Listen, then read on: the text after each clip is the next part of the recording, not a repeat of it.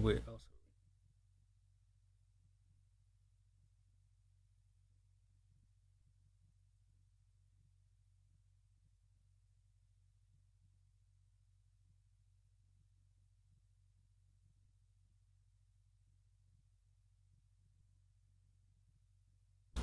I pledge allegiance to the flag of the United States of America and to the republic for which it stands, one nation, under God, indivisible, with liberty and justice for all. thank you and welcome to the school committee meeting of Monday, July 19th, 2021. This is your notice and reminder that this meeting is being electronically recorded. We're going to start tonight with our business agenda, and for that I'll turn it over to Superintendent Sawyer for his report. Thank you, Chairman. First, wanted to bring to your attention news that emerged today. We received a resignation of the assistant principal at Thatcher Elementary School. Dr. Bruce Tench is leaving Attleboro. He's taking a job in New Bedford, which I know is significantly closer to home, so I'm sure that's part of what factored into his decision to make a move. That obviously leaves an important vacancy at Thatcher, and we'll be working with Dr. Karen Tanakis to find an interim position as quickly as possible so that the start of school will not be affected by his departure, and then we'll keep the committee informed as we move forward. Thank you. I wanted to circle back to some of the issues that were raised regarding concerns around critical race theory at the last school committee meeting, which I believe was 3 weeks ago at this point. I wanted the committee to know that I had reached out to several of the participants in an attempt to follow up on some of the questions that were raised. Those efforts were varied. Some people I was able to reach, others I was not. But so that the community can hear some of the information that was either passed along or attempted to be passed along. One, as we believed was the case, but wanted to make sure, which is part of why I believe your policy was written the way it was, that we're not supposed to respond in that moment because we want to make sure that we get our facts right and give accurate information back to the community. So we have not applied for any grants, federal or otherwise, to support teaching of CRT or anything that you would associate with that. No materials have been purchased, or are there any plans to purchase that? So concerns around dollars and dollars being spent, I would say we put those to rest. There's considerable talk about DEI among the people who were raising concerns. I just wanted to fall back and make a couple things clear. One, our efforts around DEI are far from new. We've been doing this for years, and it has come up both in my updates to you and in updates to the committee in public meetings throughout the last several years. In fact, as part of those efforts, this district ran what it called a DEI survey in December of 2019. We sent that survey home to every parent in the district. And we're using the results from that survey as part of our strategic planning process. So, the idea that we're trying to sneak one by the community doesn't seem like a legitimate concern to me, because if we were, trying to keep these efforts hidden, I'm not sure we would have sent that email home to every family in the district calling it DEI, which is what we did at that time. So this is again part of a larger effort that's bigger than, I think, the specific concern that has brought it into the conversation. I also wanted to make clear, because it didn't seem clear to me based on some of the commentary, DEI is something that we engage our employees over, right? This is a training for the adults. And I think one of the reasons why there isn't much conversation about that in this forum is because I think appropriately the committee is often focused on the learning experiences of children and how we spend the money to support those learning experiences. You entrust us to do what we need to do as an administration to prepare our teachers to do their good work, and so that's something that we do spend a little bit less time on. But now that it has been brought up as a source of concern, we'll do a better job of making sure that everybody's aware of the mundane details of how we train the staff. But it's important to understand that DEI is not a curriculum for students, and it is not something we are teaching children. It is a training for the adults. And so it was mentioned to me in some of my follow-ups that, what would help would be to be more transparent about these efforts, and I agree with that. Transparency is what we're here in part to accomplish. So I do want to provide a little bit more information about the plan for next year in terms of DEI, because I know that there's been some questions, and not a lot of concrete information has been forthcoming from the administration, which some people perceive as a cause for concern. First, the training that we have prepared and are planning for next year is around what we would call culturally responsive practices, right? This is about making sure that our teachers are engaged in good pedagogy and good practices within their classroom that are culturally responsive. So what does that mean exactly? Well, it means about being sensitive to the wide range of issues that a teacher faces in the classroom. This is not specifically about race, although race is one of the concerns that will be touched upon. But it's about the larger context that, we have a wide range of issues and needs within a classroom, and no one person is able to imagine all of them in any moment. And so we need to be sensitive to all of our students and, what the context they are operating from. And the idea here is to help our teachers to develop the strategies they need to navigate what has now become a very, very challenging situation, right? Our classrooms are being politicized, and there are concerns from both sides of the political aisle as to what's going on in our classrooms, and it puts teachers in a very, very tough spot. And so we need to help them and train them as to how to successfully navigate those challenges and keep the focus on learning, which is what we're here to do, not to, as has been the concern, espouse a particular ideology, which is what we are not in the business of doing. So a couple points about this training that I think would be helpful. One, it's homegrown. We are not purchasing some program from somebody. We don't have outside trainers coming in to tell us how to think or to act. We are working internally to develop this training, and it's through teams that are building based, that are developing these professional development experiences for teachers based on their understanding of their building, what level they teach, the concerns the teachers at that level have, which are different from level to level, and also the cultures of each building, which are different from building to building. So it's very much tailored to the building by the building staff rather than some sort of national curriculum or some sort of expert coming in and treating us like they treat everybody else, not really understanding the context.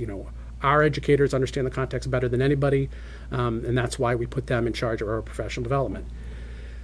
This, by the way, is how we do a great deal of our professional development. In fact, as much as we can. It certainly helps to make our professional development manageable from a budgetary perspective, but it also helps us, I think, to develop better professional development, because we have very, very talented educators, and when they take a leadership role and help to share their good practices with other teachers, that's, I think, when we're at our best and provide the professional development that's most valued by the teachers in the district. And so the last part is that, while we have a sense of what we're doing, we have objectives and a plan for what's going to happen, the actual plans are going to be varied from building to building, and they are in development, which is partly why we haven't been able to just, produce something to give to people.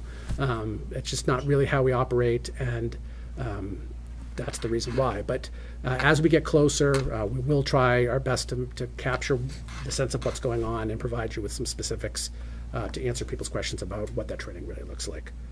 I'll stop here to see if there are any questions. Just a couple, just because I'm hoping after the last meeting and what you just said, this can kind of be put to bed. So I know you just said it, but I just want to verify.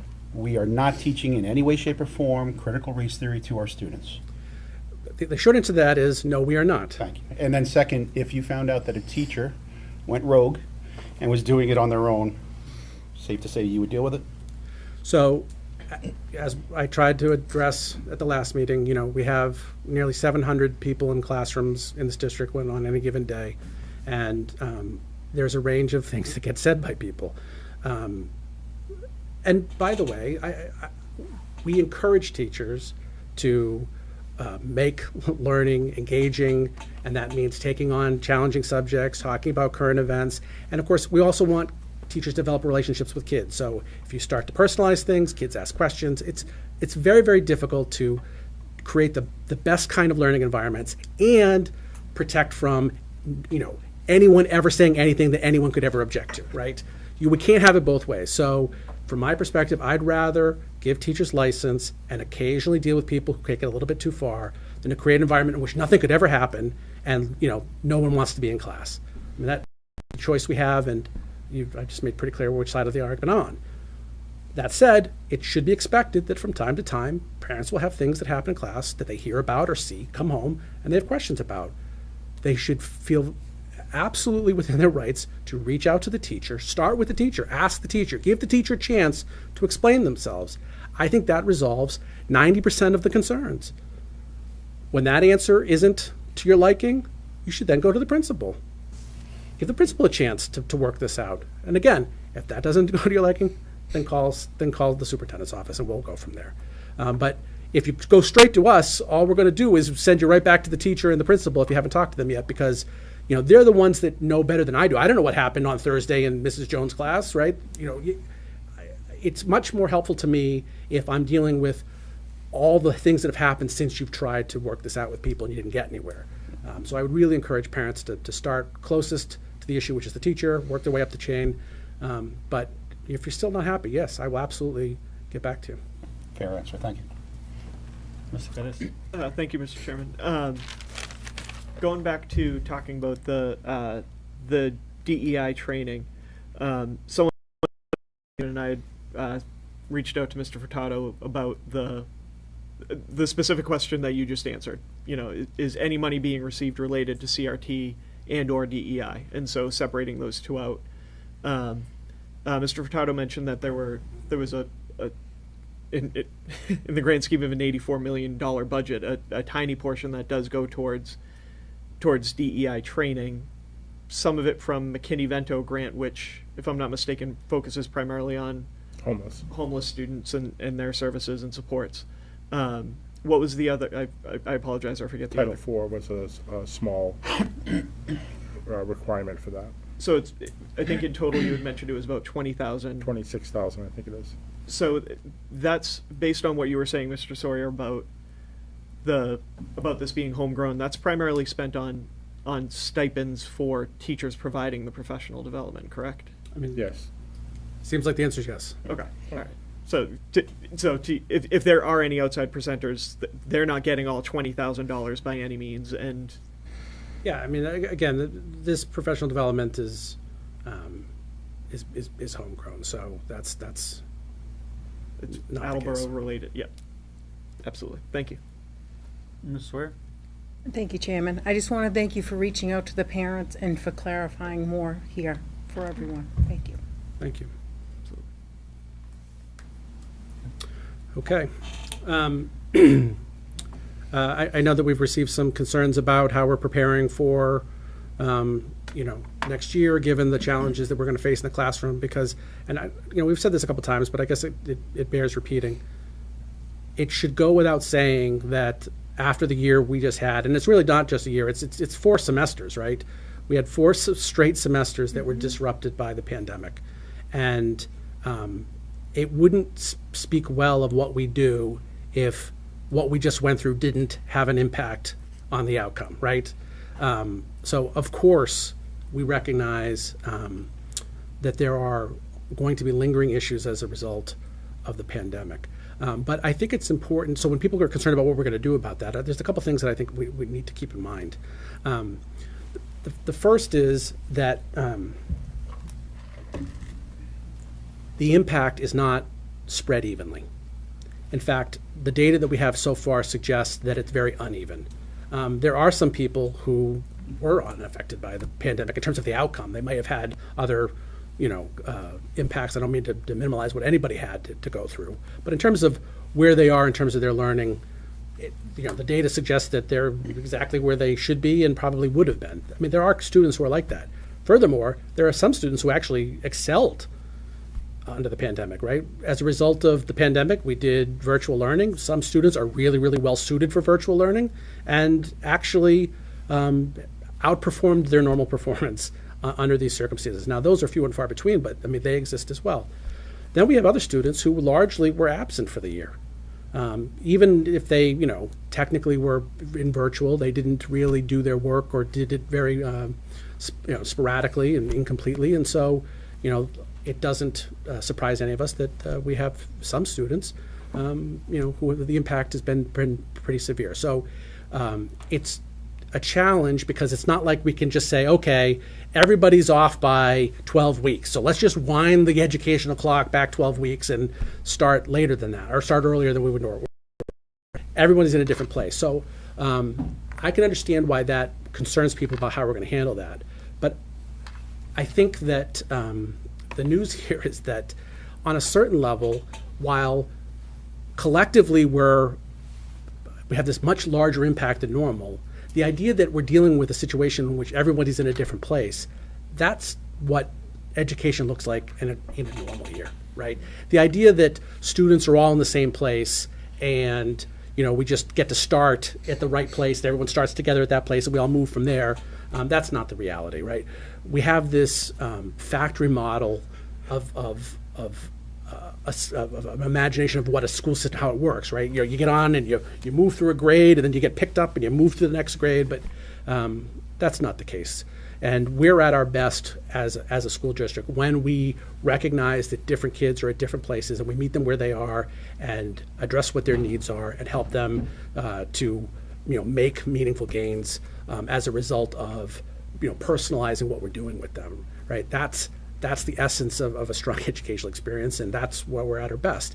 And as we talked about in one of the other meetings, as a district, we're dealing with income who come from the places who didn't have the same experience as our other students, and we're used to acclimating them to what we're doing and catching them up and getting them to where they need to be, so that in a year or two down the line, you would never know that they weren't always with us. So that's a process that takes a little bit of time, but it's a process that we know well and we know how to do it. Now, again, I admit that the scale of this is larger than a normal year, right? But it doesn't require us to do something particularly different. So we have plans to address this.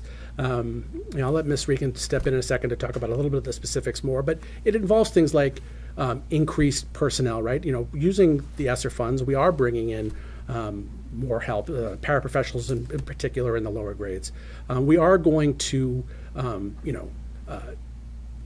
do more and more carefully targeted assessment work at the beginning of the year to figure out exactly where everybody is, so that we can design a program for them to help them to address wherever it is that they are. We did offer this summer expanded programming for people that want to do it. So there's a whole list of things that we're doing to help with the situation. But in essence, our response is to do what we always do, which is figure out where kids are and then do our best to move them from there. Ms. Regan, you want to jump in? Sure. As Superintendent Sawyer said, this is what we were trained to do as educators, is exactly that. Find out where students are through some of our formative assessments and some of our benchmark assessments, and then take them from right where they are and move them forward. A lot of the trainings that I've been attending over the past couple weeks with the Department of Elementary and Secondary Education are talking a lot about acceleration versus remediation, and that's our goal, is to continue with the Tier 1 instruction, which is the core grade level content area instruction, and teach that and provide scaffolds for anyone who may need a little bit of remediation because they may not understand one particular skill or concept along the way. But the goal is to provide and to continue to accelerate grade level content and use scaffolds to close the gaps that may be present in that moment. And thinking about some of the social emotional pieces that I know are on people's minds as well. One of the first things that we'll be doing is reaching out to families who we know may have had a difficult time with attendance, and so we'll be proactive in reaching out to them and putting together an attendance plan so that they will immediately engage in school on a regular basis. We're also providing our classroom teachers with trauma-informed instruction professional development right at the start of the school year. There's also a social-emotional professional development that will be provided for teachers. And, with Ms. De Palma, being our Director of Social Emotional Learning, she'll be working with all of our classroom teachers to really establish those relationships in the classrooms and help to provide some of those key strategies that we know students are going to need right there in the classroom with their own teachers. That way there we'll be able to provide more time for our adjustment counselors and school psychologists and other support personnel to provide supports to those students who really need it, and the teachers will be able to provide the frontline support. You know, as Superintendent Sawyer said, we will be doing data meetings. We will be looking closely at students who have different patterns with their literacy skills, with their math skills, and really grouping them accordingly so that we can target those areas. We will be starting our after-school programming earlier in the fall this year. Normally it's midwinter when we start it, so we'll be able to target some students that may need some extra supports. So some students that did attend or are attending our summer programming right now are getting some extra supports, but even if they're not, we'll be able to still continue to see where everyone is in the fall and move forward. Thank you. Mr. Larson? Just a comment and a question, I guess. I liked the comment that you made, Superintendent, about, you know, it was 4 trimesters that we're having to recover from. So I think it's important for people to realize that we got where we are over the course of 15 months. So getting back to where we want to be, it's reasonable to assume that it's going to take some time, and people need to be patient. I know that's sometimes asking a lot, but I think that's not an unreasonable expectation that if it took us 15 months to get into this trouble, that it's not going to fix itself in a matter of weeks. I guess my question is, I know there's a number of students that, for a number of different reasons, just didn't attend school last year. Are we finding ways to reach out to them, or are they showing back up in interest, or how are we reconnecting with them? Some of the students that opted for homeschooling, we've sent them letters asking them to register, and so we sent them letters, and we're also in the process of personally reaching out to them now. Some of them have registered, so we are re-engaging those families as well. And then the students that attended some of our virtual public schools, we've reached out to them as well to see if they wanted to re-engage with us.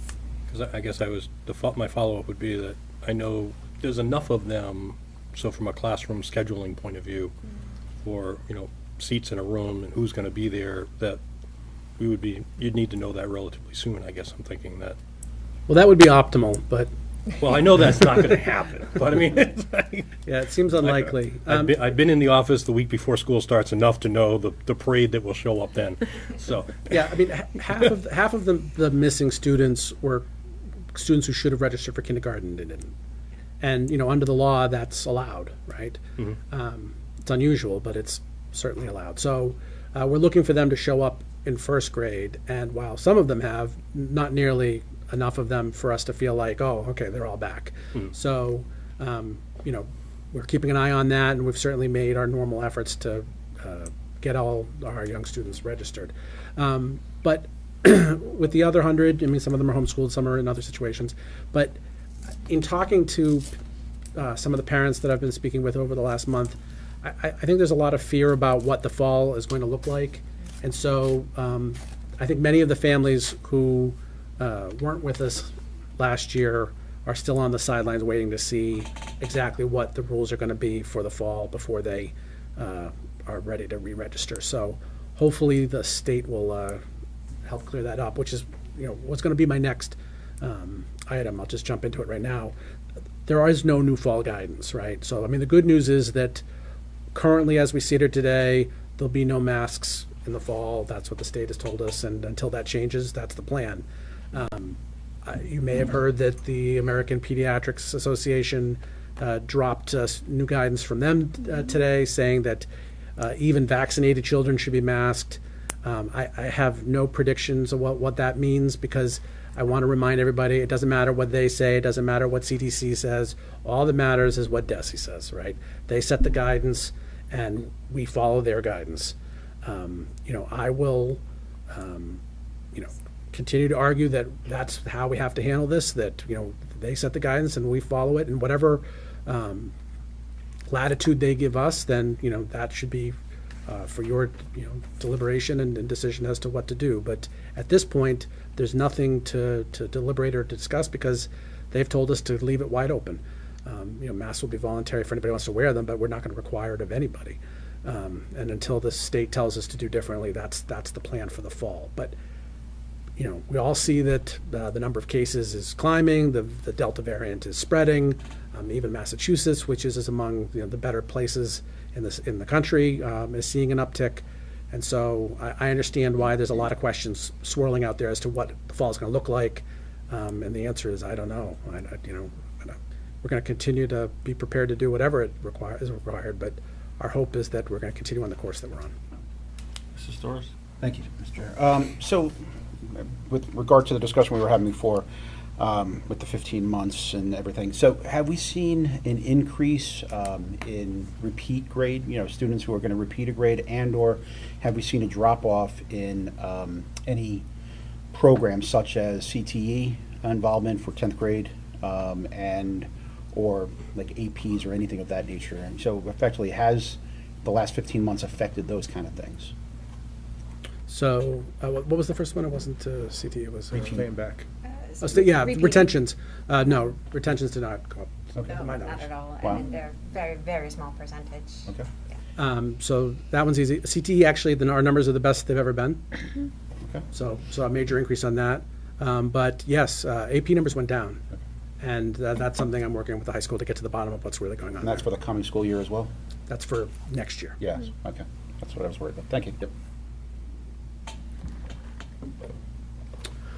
Okay, so the final thing on my list for you this evening, we received an email this weekend from the Election Commission.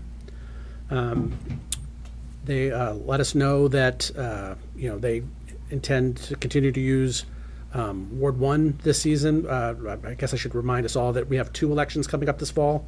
The preliminary municipal elections on September 21st, and then the municipal election on November 2nd. So November 2nd is a PD day for the district, so there's no school in any of our schools on the 2nd. So there are obviously no issues with school usage in our buildings on that day. The day in question really that we have to think about is the 21st. So again, Ward 1, we've already agreed to let the commission use Coelho, and it's their hope that we'll continue to allow that. That's what their plan is. Ward 5, they've let us know that they plan to return that to La Salette, so we don't need to use Thatcher, which is good because there were certainly some issues to work through in the use of that building. But the big news is that Ward 3 cannot hold its elections in St. John's Hospitality Center, so they are requesting to use the gym at Willett. So that obviously poses no concern for the municipal election on the 2nd, but the primary on the 21st would be during school hours on a school day. The thinking here is that the number of people who actually participate in a preliminary municipal election is actually quite small, and we can make accommodations to do that safely. We've done certainly polling on school days before. So we believe that we can accommodate this request, but it's obviously the committee's decision. Thank you, Mr. Chairman. So I know this isn't your avenue, but it's definitely theirs. So Ward 2 right now is voting in Ward 3. So it almost seems like what might be a more logical concept would be to give the church that is Ward 3's voting to the Ward 3 voting, and use one of the Ward 2 schools, such as a Brennan, for example, for the Ward 2. I know obviously they didn't come up with this idea and they didn't present that idea to you, but that seems like a little bit more logical of a concept than right now having Ward 2 go all the way out to Route 152 in Ward 3. I think it's Ward 3. Might be. St. John's? Yeah. That's Ward 3. Yeah. Ward 2 doesn't vote at St. John's. Right now, no, it's not St. John's. It's right the one right on Route 152. Help me out. Murray? Murray. Is that Ward 3? Mm-hmm. Yeah. So anyway, I know that, again, that's not your purview, but I guess the question number one would be, would Brennan be a suitable school as suitable as, say, Willett. Just picturing it, I think it would have more parking than Willett would. But beyond that, I mean, I guess that would be the question posed to you. Yeah, so parking would be a problem at either building. Sure. I think the thinking at Willett is that, and help me out here, Mr. Furtado, what's the street? Riverbank? Riverbank, thank you.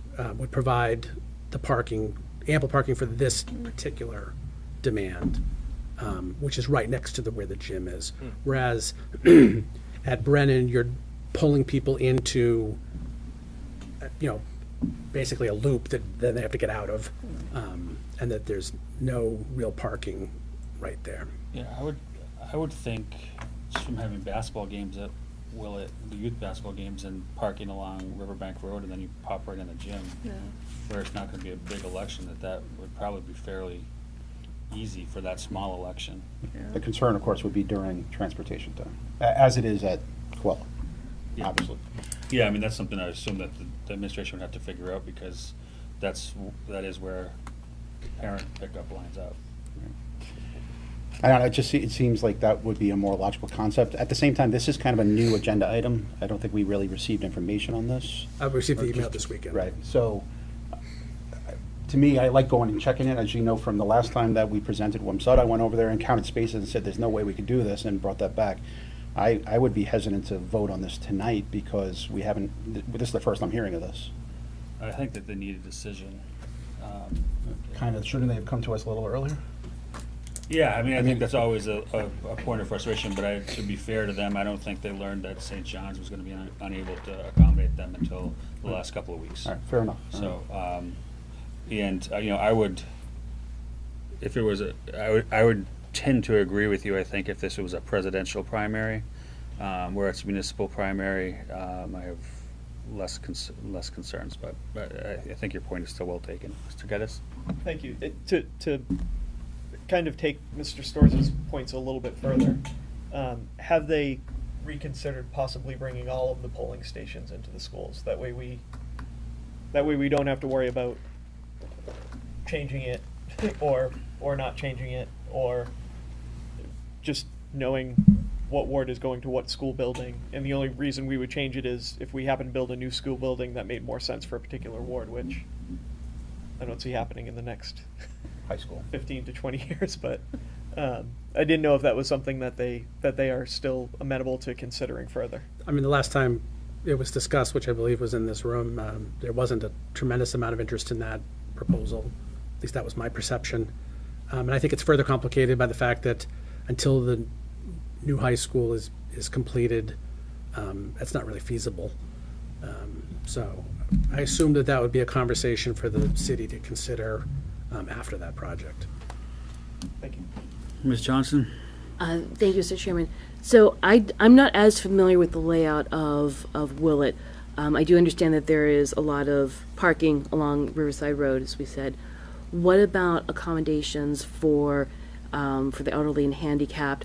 How many spaces do we have available for them? And if we'd have to make some additional spaces, how is it going to affect staff and parking for them on that day? Yeah, I think the real concern is that where there are handicap spaces is nowhere near the entrance to where the polling would be. So, To reserve, I'm sorry, what did you say? It's not a great grade down to the entrance to the gym either. Okay. no, it'd be much better to park at the entrance than would be to park in the handicap spot, and then, yes, ride the luge down to this thing. Yeah, Riverside Road even. So would there, and I don't know if this would fall under us or under the election committee, for the safety of that particular population, would we be able to have reserved spaces? And again, would that fall on us or the city? I don't think that would that's- fall on us. I their think problem. our concern is how the Just the school use day of the runs. building, okay. And the use of the building, but I think as far as making Yeah. it feasible for the public, then that's the city and That's the the city, election okay. committee. Correct, and they But would they'll work. They would us work on with it. Mr. Caton Yeah. to sort all that out as they did at Coelho. I think I should clarify that my perception from the email, although it wasn't said explicitly, is that this is probably or hopefully a one-time problem, right? That the conditions at St. John's are not permanent. That's relevant to the current situation. Correct. Correct. That was my reading of the email as well. Yeah, so, I mean, we're really hopefully talking about a one-time issue here, which I think should, affect the conversation. And then just to clarify what the impact on the school is, the gym would not be able to be used that day, so gym classes would have to take place someplace else, which, isn't, that can be accommodated. And then there is a concern around how to deal with the traffic impact of, arrival and dismissal during voting. Now, the good news at elementary times don't really coexist with the busiest voting times, right? So, based on the commission's last presentation, which was like numbers of people voting by, 15-minute periods, I think. Early in the morning, midday, and after work are the busiest times, which should surprise no one. And the arrival for an elementary school is, a little bit, kind of overlapping with the end of the busy period in the morning, and then the afternoon is just before it gets busy. But the midday rush, school's in session, and so that one will be pretty easy. So, given the traffic on a preliminary election, I think we just have to work through. I think the hardest part of the whole thing is making sure that people trying to come to vote, one, we'll do all the communication we can, as we did at Quello. Don't come during arrival and dismissal, right? If you're voting, I mean, you have a right to come at that time, but you're not going to find it easy, right? And so most people, if they get that message, choose not to come at that time, right? I mean, nobody wants to go vote when it's a bad time to vote. But that doesn't, you can't ensure that, that someone won't come. And so there just have to be procedures in place on how we're going to deal with people trying to get to there while we've got kids coming out of the building. And I know that we can work all that out, but that, in terms of the impact, that's the most significant one. Everything else, the building will just have a regular day and pretty much not even have any sense that that's even going on. Yeah, and just to confirm what you said, my understanding was that it was for just this year, and I think the vote would, the vote would be to allow the use of Willett for the 2021 elections in September and November of this year. That's all that they were asking for in the email. Yes. Thank you. I think the other concern that we heard a lot of from the public when Quello was up for discussion a couple of years ago was related to student safety and access to the building. I remember at one point seeing an officer at the door from the gym at Quello to the rest of the building. But I can't remember, did we actually have extra officers at Quello, or have we at the past compared to other voting stations, or? I mean, I honestly don't remember the details, but I do know that I'm pretty sure that there was an extra officer. They brought some police presence, but I don't know how that compares to other polling places. There's always, Thank you. Mr. Stewart? Thank you, Mr. Chairman. So I guess what I'd say is this. I always like to be able to take time with my decisions. I do understand that this wasn't something that the Election Commission knew was coming, supposedly. If that's the case, I understand that. I'm assuming, based on this request, they need to know today. They can't wait till our next meeting. Yeah, because the election's the 21st. September, And, yeah, the election. But they have to send out. And we don't meet Right. again until August, so. Right, yeah. right. I know they have to send out notice so many days in advance that the election polling place, has changed. So really, the concern, November 2nd is not the concern. It's really just the primary. And it's all up to me. It's always about the parking space. Like I said before with Wamsado, when I drove through it, I knew there was no way, because there's no parking across the street. There was no way that was going to work. Coelho could work because there is space across the street on the side streets. So there was a way to do overflow. I don't know Willett well enough, but I will ask a Willett parent. Do you believe there's enough for a primary election? Yes, I do. Okay. I mean, I think that people coming pick up and drop off time will find it difficult, but any other time of the day, I think there's plenty of spots along Riverbank Road. Which is the same thing we could say for Coelho. Yeah. So, all right, because it's only for this year, and because you were giving me that assurance, I guess that appeases me. Thank you. All right, so I'd entertain a motion to grant the Election Commission's request to allow the use of Willett Elementary School for the primary election in September of 2021 and the municipal general election in November of 2021. So moved. Second. Any other questions or comments? All All in favor? Aye. Opposed? Felt nice not to do a roll call. All right, motion passes. Mr. Sawyer, you'll pass that on to Mr. Spatcher. I will pass along the good news. Could I also recommend that, if they're not watching, which, 50/50, if you could also pass on the other idea, maybe moving Ward 2 for future elections into Ward 2. And, I don't know if the church will be back for Ward 3, but, the general idea I discussed. Will do. At this time, I'm going to turn it over to Ms. Regan. Thank you, Superintendent Sawyer.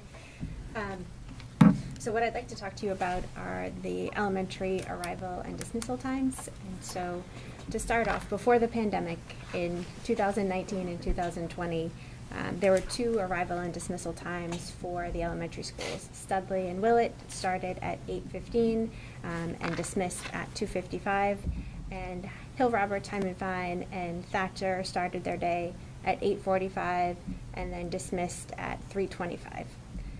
This past year, because of the transportation guidance and the health and safety guidelines from DESE, we aligned all of the arrival and dismissal times at the elementary school to provide proper cleaning.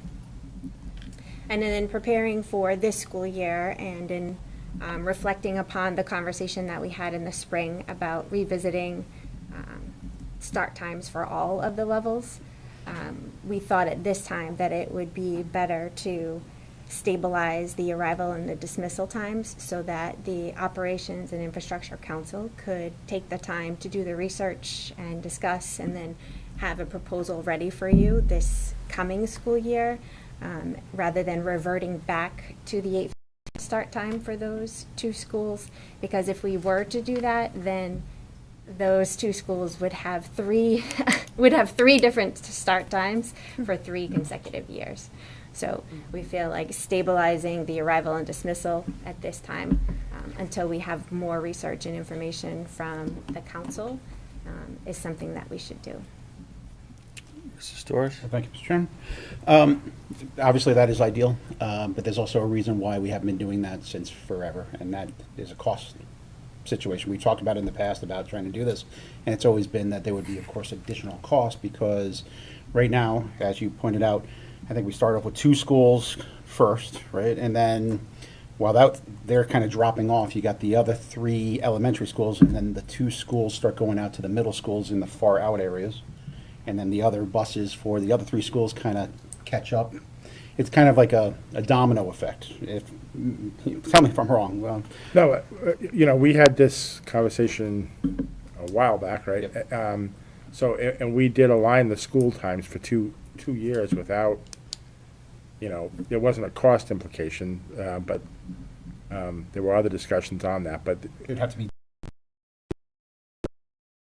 change associated with being able to do this. Otherwise, we would have been doing this forever. And if you say no, then I'm going to ask, why haven't we been doing this forever? Obviously. Well, So, I haven't been here forever, so I'm not going to answer that question. I'll only relay my recollection. The district did move to 1 start time for elementary. We did it for 2 years. There was pushback. The school committee changed it back, not for cost reasons, but because times on the buses, if I remember correctly. that was related, but not Well, at least relevant that was to the this feedback particular. we were hearing, if I remember correctly. Well, there is now a 45-minute policy, which is 15 minutes shorter than state regulation. Sure. As a result of that, but that wasn't caused by this. So, the reason why we haven't been in doing this all along is because the school committee took action to put us back in the situation. It was a former committee. I can't speak for their. Oh, I think I was on that former committee. So I guess the way I'll say it is, again, we've had discussions about this, and there was always this implication that it was a cost associated. To be able to do this, there would be cost. Now I'm hearing that's not necessarily the case, but I can understand why that was relayed to us at the time, and now we find out that's not necessarily the case. We won't go further. But the real question is, obviously, right now, like I mentioned, it's a kind of a domino effect, right? Those schools first, then those schools, while those ones are going to the outer areas for the middle schools, and then the other ones catch up and bring in the inner areas to the middle schools, and then they all go to the high school. Is that a general summary of what's actually happening? Yeah, there's a couple of components. You're right, the folks who are going further out for the middle schools have trouble getting back for the elementary schools. That'll be a challenge, so that's start time between the levels that drives that solution. Right. And the other thing is getting in soon enough to accommodate a middle school late bus. Okay. So those were the two. And you don't believe that's an issue now? It'll be a challenge, but I think that's a much smaller challenge than the challenge we have in terms of professional development and aligning the district. Because again, I definitely agree. Yeah. Everybody start at the same time is ideal. Yeah. If you truly believe we can do this and not go beyond the policy. Right. Okay. So what time are we looking at recommending for starting elementary schools 8:45 at all? and dismissing at 3:25.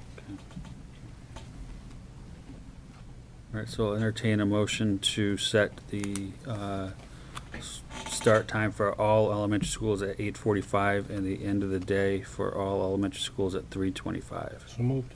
Second. Any further discussion or questions? All in favor? Aye. All right, And I'm sorry, just to be clear, it's not necessarily a change from last year. This is just stabilizing last year's times going forward. Correct. Just don't want to hear people be upset about the change of start time. Phrasing. No, we're maintaining the same start time. great. Thank you. Thank you. All right, at this time, we'll turn it over to Mr. Furtado. Thank you. So we have a number of things that we need to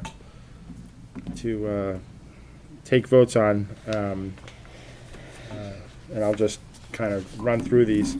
So every year, at the end of the year, we get prior year invoice issues, late tutoring bills, late translation bills, late payroll, timesheets. So we're requesting permission to bring to the council a request for $6,053.01 to pay for FY21 invoices. Do we have a motion? So moved. Second. Any discussion or questions for Mr. Furtado? All in favor? Aye. Anyone opposed? Okay. Thank you. We have an 11-year-old Toyota Prius where the frame around the windshield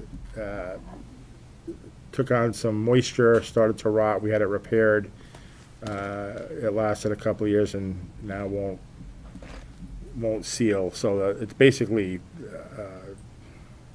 letting water penetration get into the vehicle. And, the extent to do a repair is kind of beyond the value of the car. So we are looking to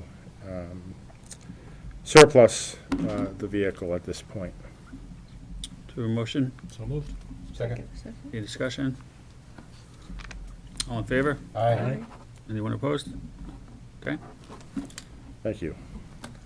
So in the third time proved to be the charm. We went out twice earlier on the facade at Studley. That's been a very difficult issue to kind of work through in terms of the scope of the project and the amount of funding we have available to do the repair. We just haven't been able to get people involved. But the third time we went out, we got 2 bids. And Damasio Construction was $500 less than the other bid. So we are asking you to approve Damasio for the work on the soffit and facade over at Studley. A motion? So moved. Second. Any discussion or questions? Mrs. Doris? Do we know when the work will happen? Right away this summer, and it's being paid for out of capital funds appropriated by the city. Mr. Geddes? That was my question. Okay. Thank you. Anyone else? All right, all in favor? Aye. Anyone opposed? Okay. Thank you. Since our last meeting, we've opened the bid for maintenance of grounds and athletic fields. The lowest bidder was the incumbent North Turf by a substantial amount. Provided the bid summaries for you. So we are asking for approval of the North Turf contract for the 21-22 school year. So moved. Second. Any discussion or questions? Mr. Geddes? Thank you, Mr. Chairman. Wasn't there, forgive me, I'm misremembering, but was the North Turf we had previously, Yep. Did they replace a previous company that we had an issue with, or were they the company we had an issue with that we had to replace? Nope. So we had a company called Shady Tree who did the work for, I believe, 2 contracts maybe. And prior to that was Liston. So they outbid Shady Tree in that contract leading to this one 5 years ago, Okay. and then won this one as well. Thank you. Mrs. Storrs? Thank you, Mr. Chairman. Normally, these type of contracts, aren't they 3-year contracts with options? 3 year with options, Is that yeah. what this will be? Yes, but each year is contingent on funding, and we are, we'll be coming to you each year of the contract. So this is just for the 21-22 school year. Because the plan is, in a few years, this is going to be gone. And there's Yeah. going to be fields over here, right? So, Yeah, which is why the bid was so, this bid is lower than the prior contract. Any other questions? All in favor? Aye. Anyone opposed? All right. Thank you. And then our elementary school teachers have collectively again negotiated a school picture agreement with Smile Pro Portraits, which is a change in vendors from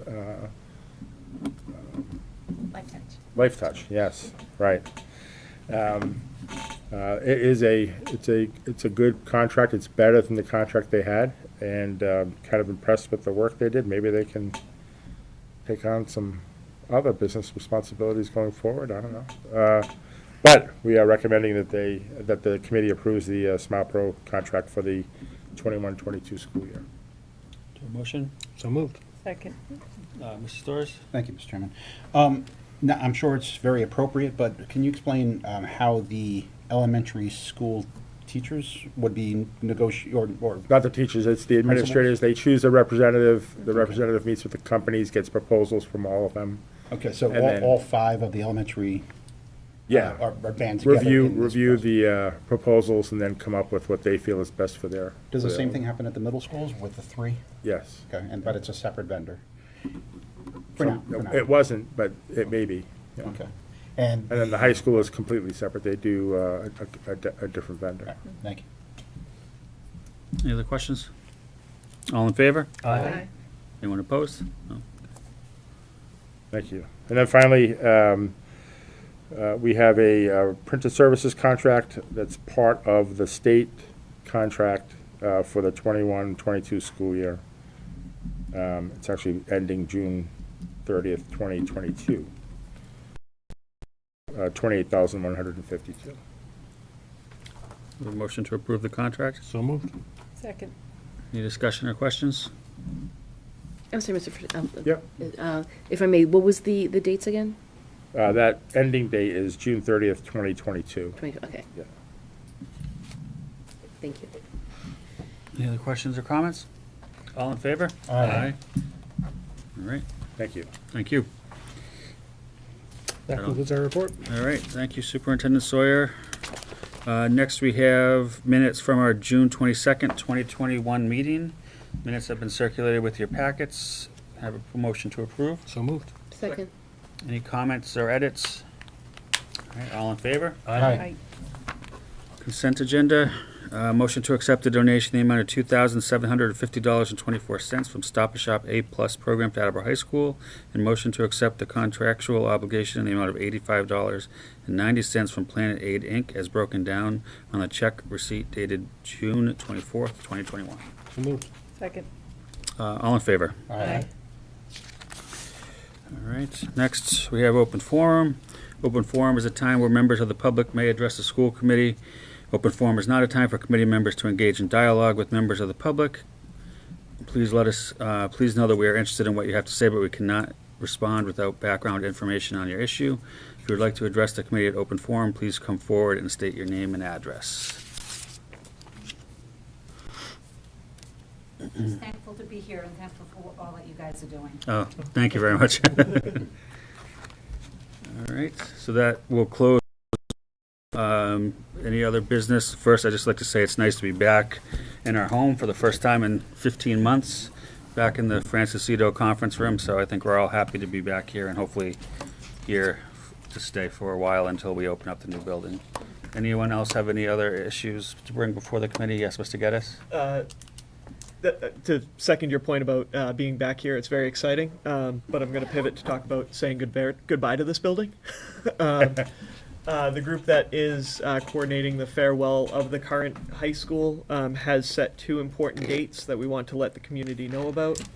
On March 19th, we will be hosting a public walkthrough of the building. That is a Saturday.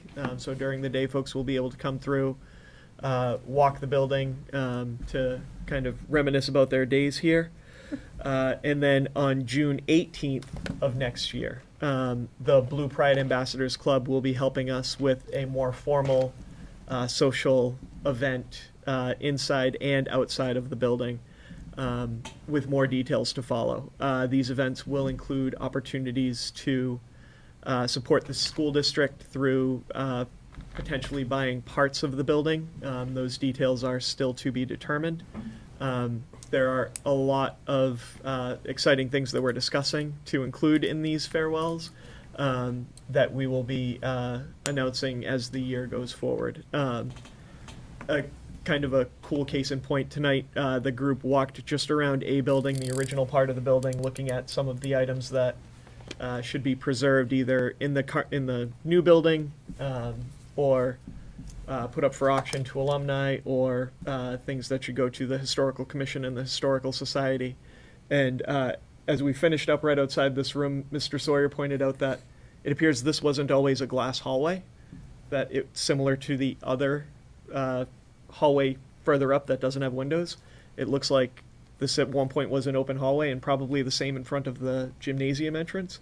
So we, which is something, you know, I've been in this building for 40 years now and never noticed that. So a lot of cool things will be coming out between now and those events, and we hope that as many folks can come out to say goodbye to this building as possible. Thank you. Anyone else? All right, I'll entertain a motion to adjourn. So moved. Second. All in favor? Aye.